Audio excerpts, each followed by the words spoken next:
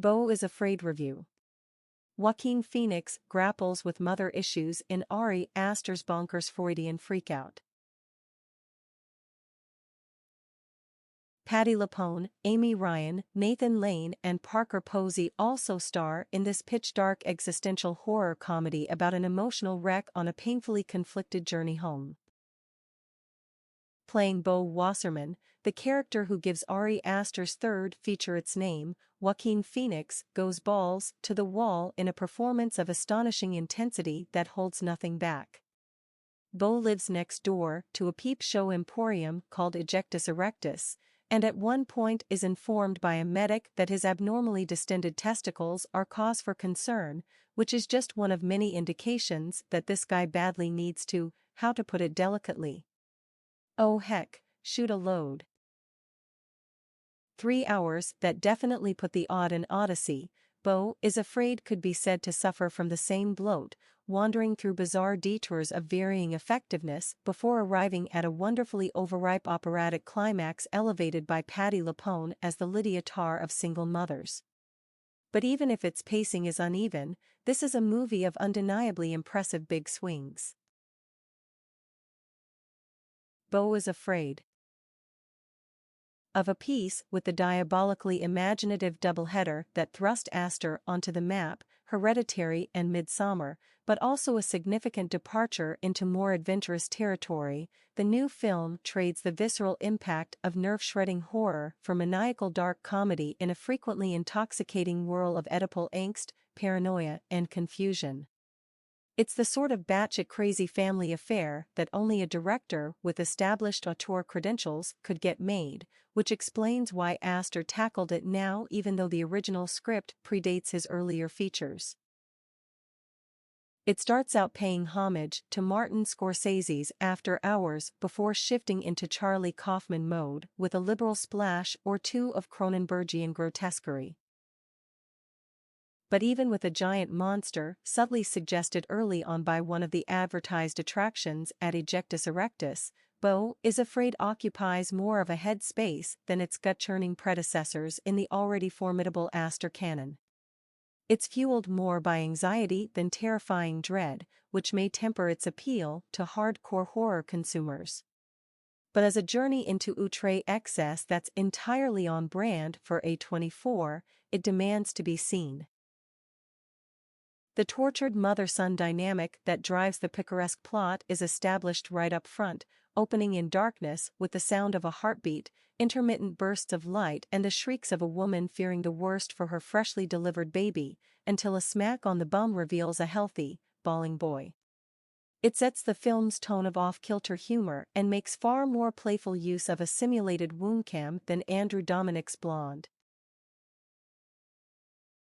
Cut to 40-ish years later and Phoenix's Beau, paunchy, balding, and so mired in misery he often seems borderline catatonic, is seeing his therapist, Stephen McKinley Henderson.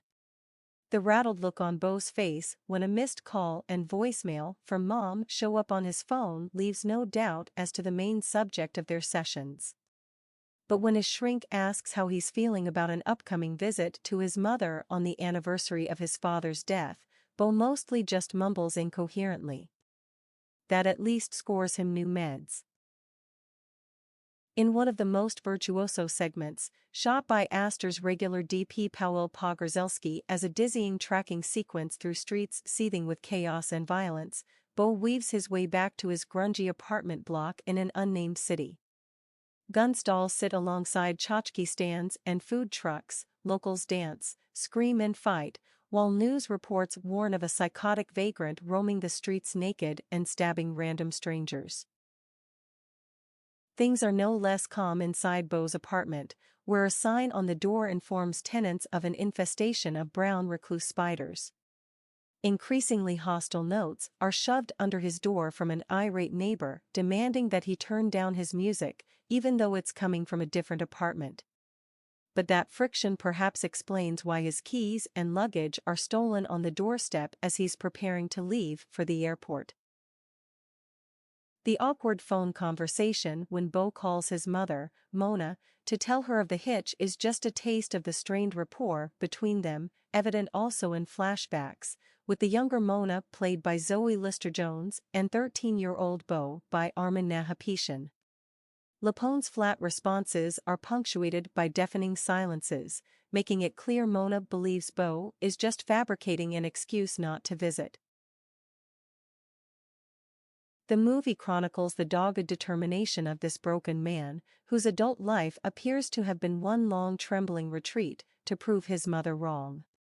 He battles against external forces as well as those in his addled mind, which in Kaufman-esque fashion may all be part of the same thing. One of the wildest obstacles occurs the first night, when he's shut out of his apartment and watches from a horrified distance as a rowdy mob occupies and trashes the place. Even when he reclaims possession and attempts to de-stress in a warm bath, danger remains, forcing him back out onto the streets and into a life-threatening accident. From the hellish city, the film shifts to seemingly tranquil suburbia, where Beau gets a brief taste of what life in a loving family might feel like as he's cared for by Surgeon Roger, Nathan Lane, and his compassionate wife Grace, Amy Ryan. He becomes a surrogate son to the couple, whose own son was killed in action and whose teenage daughter Toni, Kylie Rogers, is a volatile pillhead. Roger agrees to drive Beau to his mother's place, but that promise, like Beau's sanctuary, is short-lived, not least because of a PTSD-afflicted war veteran, Jeeves, Dennis Menachette, living in a trailer in the couple's yard. The setting shifts again and gets even trippier as Beau flees through the woods and stumbles upon a hippy-dippy forest theater troupe rehearsing a play. He's invited to join them for the performance, which yields the movie's most mesmerizing sequence. Simultaneously finding and losing himself in the action on stage, Beau wanders through an alternate reality, a family life of joys and heartbreaks that might have been his, rendered in exquisitely dreamlike animation by Cristobal Leon and Joaquin Cosina, the inventive Chilean craftsmen behind The Wolf House. Rude reality, or irreality? Breaks the spell again, but Beau somehow escapes fresh threats against his life and lands back at the palatial home of his mother in the town that bears the titan of industry's name, Wasserton. In a movie packed with meticulous design details, all of which are there for a reason, the house is an architectural marvel no less striking than Astor sets for Hereditary, its walls a shrine to Mona's love for her only son. Beau's yearning to believe in that love is amusingly underscored by the 1972 soft rock nugget Everything I Own, by Bread. But maternal love is far more complicated than any sappy pop song. The line between sacrifice and suffocation is a thin one, as is the line separating filial devotion from festering guilt. The less you know about this exhilaratingly loopy final stretch the better, beyond that it contains outlandish revelations, foreshadowed throughout, about Beau's father. Oh, and also one of the most gonzo sex scenes in recent memory, set to Mariah Carey's Always Be My Baby. The section also features fabulous performances, fearlessly in line with Astor's nightmarish vision, by Parker Posey as an employee of Mona's who's also the childhood sweetheart of Beau's abortive cruise ship romance, Richard Kind as Mona's lawyer, who veers from thundering disapproval to damning judgment, and most of all, LuPone in all her magnificent, scenery-chomping glory. With a mouth made for sneering and a voice made for withering disdain, Mona sets Beau straight on the stringent terms of her highly conditional love and the ways in which he has failed her by rejecting those terms. It's a display of Jewish maternal monstrosity for the ages. The movie is ingeniously cast, with every performance finding its own idiosyncratic groove while also cohering to fit within the same unhinged universe of a mind in deep distress.